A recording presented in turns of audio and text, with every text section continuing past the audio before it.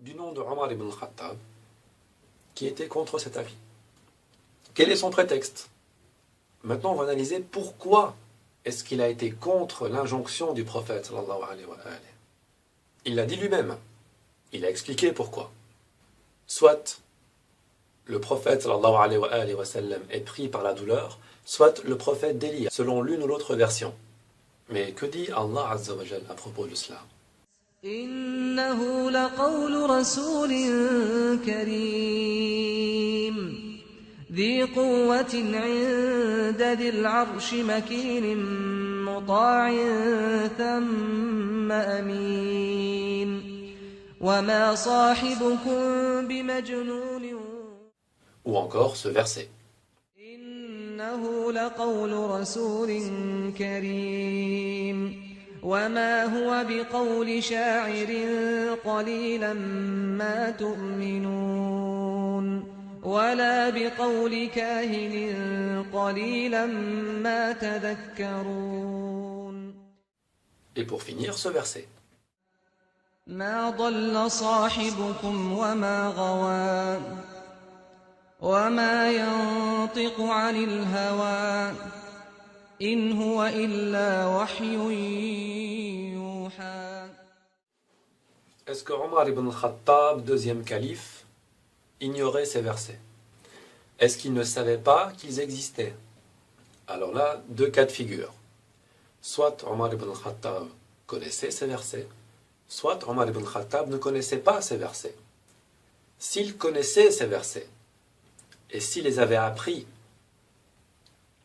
à ce moment-là, son acte de refuser d'obéir au prophète sallallahu alayhi wa sallam est un acte volontaire. Et ça, c'est d'autant plus grave.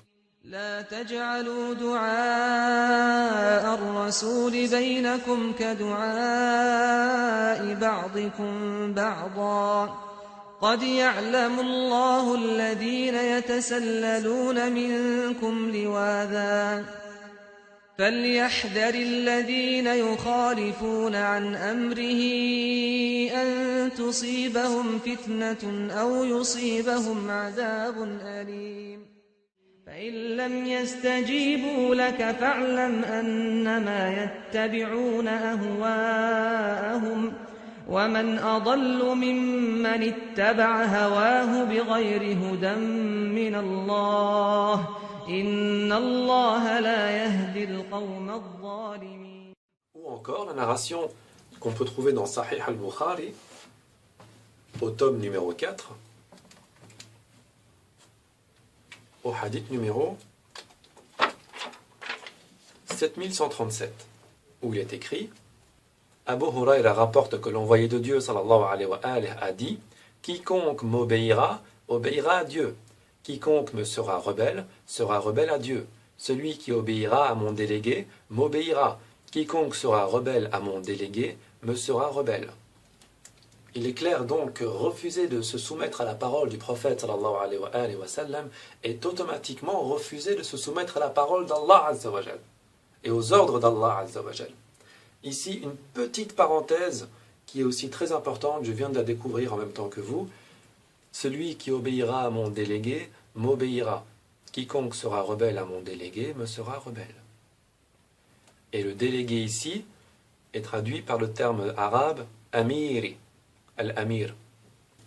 Nous avons vu à travers les autres vidéos que vous pouvez retrouver juste là que le délégué de Rasulullah sallallahu alayhi wa sallam n'est autre que Ali ibn Abi Talib alayhi salam.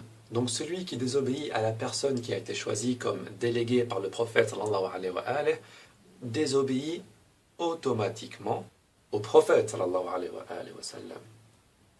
Et qui désobéit au prophète sallallahu alayhi wa sallam désobéit automatiquement à Allah subhanahu wa ta'ala.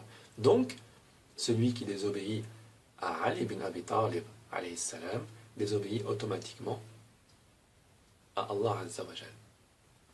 Petite parenthèse. Revenons donc à Omar ibn Khattab. Que dit encore le Sahih al-Bukhari sur la désobéissance du prophète sallallahu alayhi wa sallam, au prophète sallallahu alayhi wa sallam? Abu Hurayra rapporte que le prophète sallallahu alayhi wa sallam a dit: tous les gens de ma communauté entreront dans le paradis, à moins qu'ils ne le refusent. Et qui donc refuserait, ô envoyé de Dieu? Celui qui m'obéira, reprit-il, entrera dans le paradis. Celui qui me désobéira, c'est qu'il refusera d'y entrer. Tout ça, c'est en supposant que Omar ibn Khattab avait conscience de ces versets, était au courant de ces versets, connaissait ces versets, et donc a volontairement refusé de se plier aux ordres du prophète sallallahu alayhi wa sallam lorsque ce dernier lui a demandé ou a demandé à l'assemblée d'apporter de quoi écrire. Bien. Maintenant, imaginons que Omar ibn Khattab ignorait ces versets. Mais à ce moment-là, s'il ignore les versets du Coran, en quoi est-ce que ça fait de lui quelqu'un de savant, quelqu'un qui sait différencier le bien et le mal, quelqu'un qui a été désigné deuxième calife? N'était-ce pas le devoir primaire pour chacun des compagnons du prophète sallallahu alayhi wa sallam d'apprendre la parole d'Allah par cœur? Quel est ce deuxième calife qui ignore les préceptes du Coran? Quel est ce merveilleux compagnon qui passe à côté des paroles d'Allah azza wa jal? Donc l'un dans l'autre, cet acte se retourne contre lui, quoi qu'il arrive. Donc qu'il ignorait ou qu'il n'ignorait pas les versets du Coran que je vous ai cités, son acte et le fait de dire que le prophète sallallahu alayhi wa sallam soit délire, soit est dominé par le mal et dominé par la maladie, se retourne contre lui. Et on ne peut pas dire qu'il n'avait pas encore étudié le Coran car c'était un nouveau musulman, etc.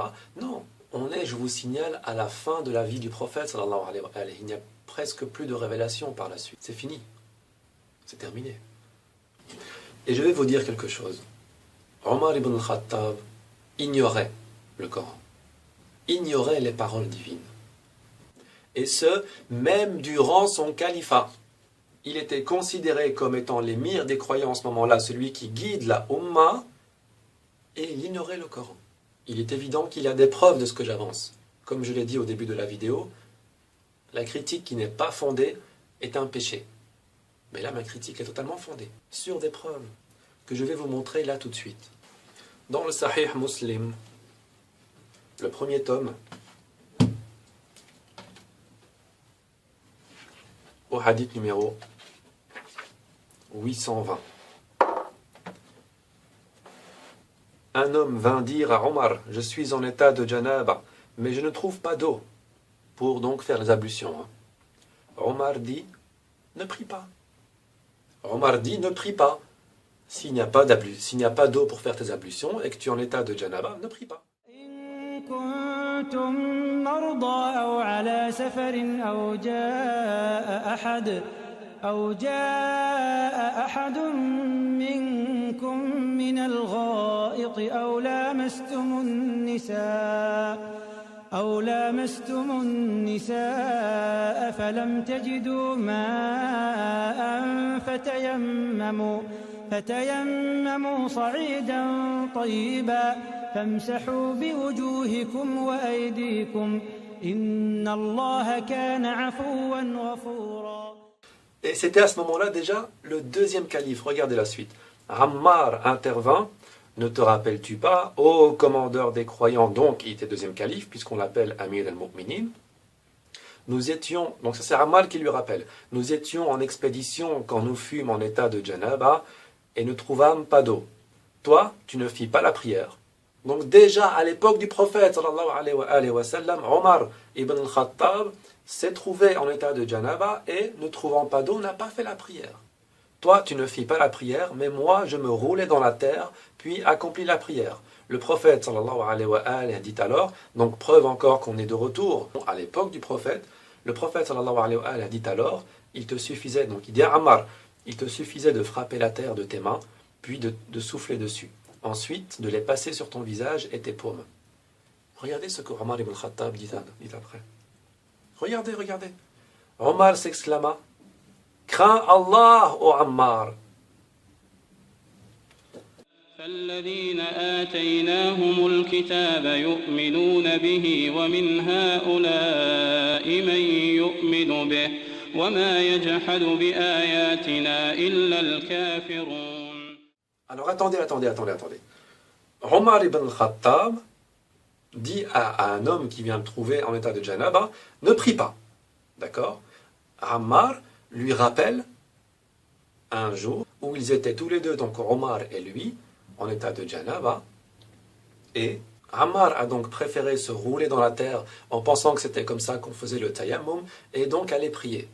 Mais Omar, lui, non, il préférait ne pas prier car sous prétexte qu'il n'y avait pas d'eau. C'est Ammar donc qui lui rappelle cet événement. Et en plus de cela, après le prophète sallallahu alayhi wa sallam va les trouver. Et il lui explique. Il lui dit non Ammar, ce n'était pas comme ça que tu devais faire. Il te suffisait de frapper la terre avec tes mains, puis souffler dessus et ensuite passer tes mains sur ton visage et tes paumes. Et Omar dit à Ammar, crains Allah, ô Ammar. Donc ce que tu me racontes là, je ne prends pas en considération. Il a nié ce qui s'est déjà passé une fois à l'époque du prophète sallallahu alayhi wa sallam. Et en plus de cela, il a réitéré son erreur et il a répandu son erreur en demandant à l'homme de ne pas prier au lieu de faire comme le prophète sallallahu alayhi wa sallam leur a demandé de faire. Regardez la réponse de Ammar. Si tu le veux, je ne le relaterai pas. Ce qui veut dire, ce que tu as dit là, ça reste entre nous. Ou encore, t'inquiète pas, j'irai pas le répéter. Donc Omar était conscient de la parole du prophète sallallahu alayhi wa sallam, mais a refusé, encore une fois, volontairement, cette fois-ci, on le voit bien, de la suivre. Confirmation de ce récit au hadith numéro 818, où nous pouvons dire, d'après Shaqir, j'étais assis avec Abdullah ibn Mas'ud et Abu Moussa, quand celui-ci dit, Abu Abdurrahman, si un homme est en état de janaba et ne trouve pas d'eau durant 1 mois, comment fait-il pour la prière? Abdullah répondit, il ne doit pas faire le tayammum, même s'il ne trouve pas d'eau pendant 1 mois. Abu Moussa répliqua, et qu'en est-il de ce verset de la sourate Al-Ma'ida? Et que vous ne trouviez pas d'eau, alors recourez à la terre pure. Abdullah poursuivit, si on leur accorde cette dispense dans ce verset, peu s'en faut, quand l'eau sera froide, qu'ils aient recours au tayammum avec de la terre. La suite. Abu Moussa dit à Abdullah, n'as-tu pas entendu ce récit de Ammar? Le messager d'Allah sallallahu alayhi wa sallam m'envoya en mission et je me retrouvais en état de janaba. Ne trouvant pas d'eau, je me vautrais sur le sol à l'instar d'une bête. Ensuite, j'allais voir le prophète sallallahu alayhi wa sallam pour l'en informer. Il dit, il t'aurait suffi de faire avec les mains comme ceci. Il frappa ensuite le sol de ses mains d'un seul coup, puis de sa main gauche frotta la main droite, le dos de ses mains et son visage. Abdullah répondit, ne sais-tu pas que Omar n'avait pas été convaincu par la parole de Ammar? Donc ici nous voyons clairement que Abdullah est encore plus égaré que Omar. Regardez, non seulement il refuse ce verset, en prétextant que si jamais on suit ce verset, alors les gens profiteront de la moindre occasion, c'est-à-dire que, par exemple, quand l'eau sera froide, pour avoir recours au tayammum, et en plus de ça, il préfère suivre Omar plutôt que le prophète, sallallahu alayhi wa sallam. Abu Moussa lui raconte que Ammar a déjà eu l'expérience avec le prophète sallallahu alayhi wa sallam, et que ce dernier lui a demandé de faire tayammum, et Abdullah lui répond, oui, mais Omar n'était pas d'accord avec ça. Et donc, si Omar n'était pas d'accord avec ça, alors il faut suivre Omar. Donc ici, même durant le califat de Omar ibn Khattab, ce dernier ignorait au moins 2 versets. Qu'est-ce que c'est que ça pour un calife? Qu'est-ce que c'est que ça pour, entre guillemets, l'émir des croyants? Nous avons donc la réponse à la question du départ. Omar ignorait une partie du Coran. On va maintenant analyser la deuxième déclaration de Omar ibn Khattab lorsqu'il dit, je reprends donc la même narration que tout à l'heure, lorsqu'il dit, vous avez le Coran et le livre d'Allah nous suffit. Très bien. Il dit que le livre d'Allah leur suffit, mais il ne connaît même pas une partie du livre d'Allah. Mais bon, on ne va pas s'attarder sur ça. Et je dirais simplement qu'en disant cela, il confirme sa méconnaissance du Coran. Il confirme son ignorance par rapport aux paroles d'Allah Azza wa Jal. Il confirme lui-même qu'il ne connaît ni la sunna du prophète sallallahu alayhi wa sallam, ni la parole d'Allah Azza wa Jal. Car le prophète sallallahu alayhi wa sallam a bien dit, et vous pouvez le voir ici, qu'il laisse parmi nous le livre d'Allah et les Ahlul Bayt alayhum salam. Et Allah Azza wa Jal dit clairement dans son livre saint qu'il est impossible de se tenir uniquement au Coran. Donc la parole de Omar lorsqu'il dit « le Coran nous suffit » entre en contradiction encore une fois avec ce verset. وما آتاكم الرسول فخذوه وما نهاكم عنه فانتهوا. Ce verset يا أيها الذين آمنوا أطيعوا الله وأطيعوا الرسول وأولي الأمر منكم فإن تنازعتم في شيء فردوه إلى الله والرسول إن كنتم تؤمنون بالله واليوم الآخر ذلك خير وأحسن تأويلا. Et ce verset قل أطيعوا الله والرسول فإن تولوا فإن الله لا يحب الكافرين. et encore plein d'autres versets. Ça ne fait donc que confirmer son ignorance des paroles d'Allah Azza wa Jal. Par rapport à cette fameuse phrase « le Coran nous suffit », j'ai ma propre théorie à moi. Bon, c'est un avis personnel maintenant, il n'est basé sur aucune preuve, mais à mon avis, il a simplement réagi comme n'importe qui réagirait face à une situation embarrassante. Imaginez-vous que vous êtes donc Omar ibn Khattab et qu'il y a une assemblée autour de vous et que le prophète sallallahu alayhi wa sallam est devant vous et vous demande quelque chose de quoi écrire. Et là, il y a peut-être plein de questions qui vous sont passées par la tête. Oh, mais qu'est-ce qu'il va écrire? De quoi il parle? Non. Et peut-être qu'il y a une peur qui est venue en vous. Une peur du genre, et s'il écrivait quelque chose contre moi? Ou alors, je sais pas, n'importe quoi. Et s'il désignait un calife et que ce n'est pas moi? Enfin, peu importe ce qui vous passe par l'esprit, il y a quelque chose qui s'est déclenché à l'intérieur de vous. Lorsque vous avez entendu le prophète dire « Apportez-moi de quoi écrire pour que plus jamais vous ne serez égarés ». Et là, d'un coup, vous lancez la phrase « Le prophète est malade » ou « Le prophète délire », peu importe. Vous dites ça devant toute une assemblée. Et là, tous les regards pèsent sur vous, car il ne faut pas oublier qu'il y a des gens qui n'étaient pas d'accord avec les paroles de Omar ibn Khattab. Tous les regards pèsent sur vous, vous sentez la pression, et dans une situation de stress, il faut absolument que vous sortiez quelque chose qui pourrait expliquer votre geste, expliquer le fait de dire « Oh mais le prophète, il est en train de délirer ».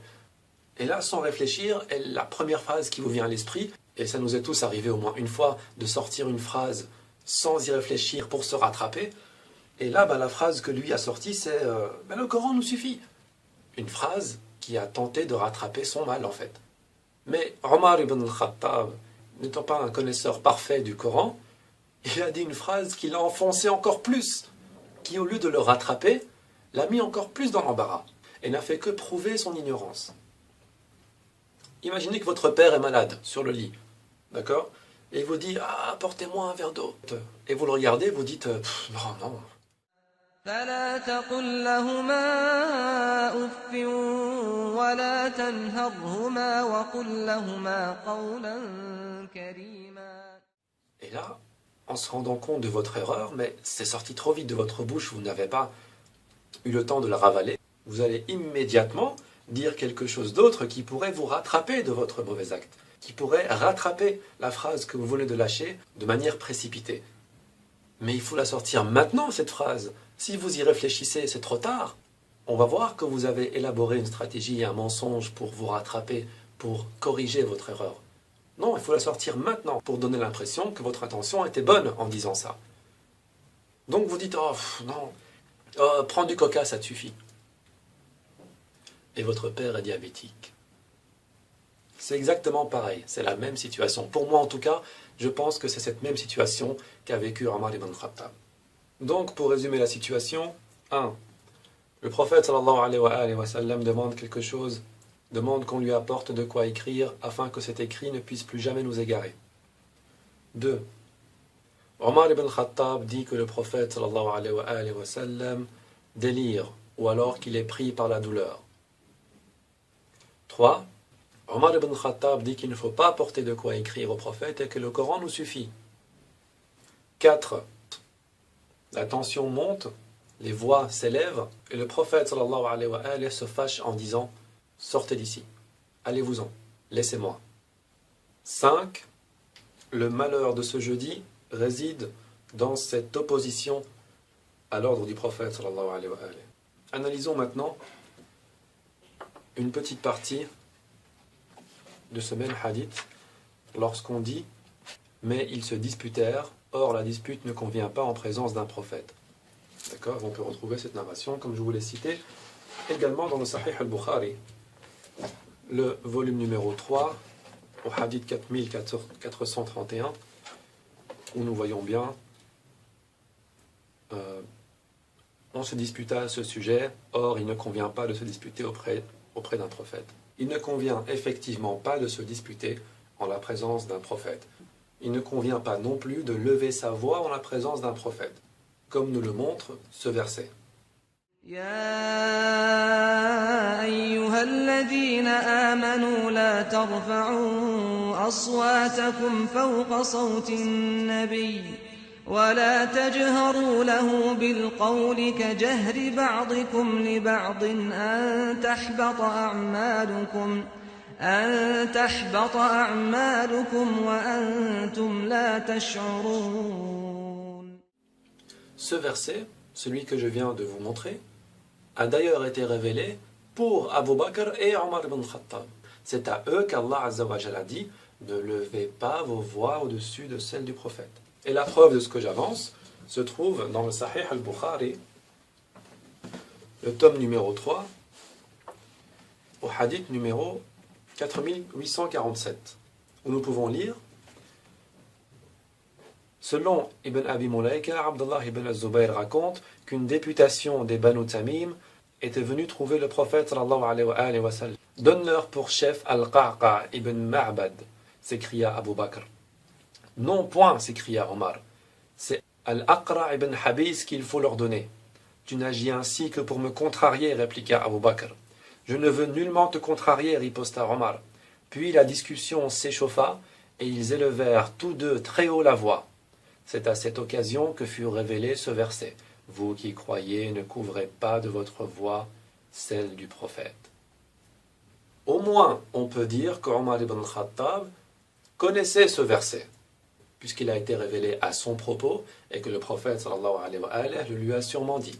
Eh bien, malgré qu'il soit révélé à son propos, ce verset n'a pas été respecté par la suite, puisque lors de la calamité du jeudi, les deux clans qui formaient donc l'assemblée autour du prophète sallallahu alayhi wa sallam ont commencé à se disputer et à lever plus haut leur voix que celle du prophète qui était déjà malade.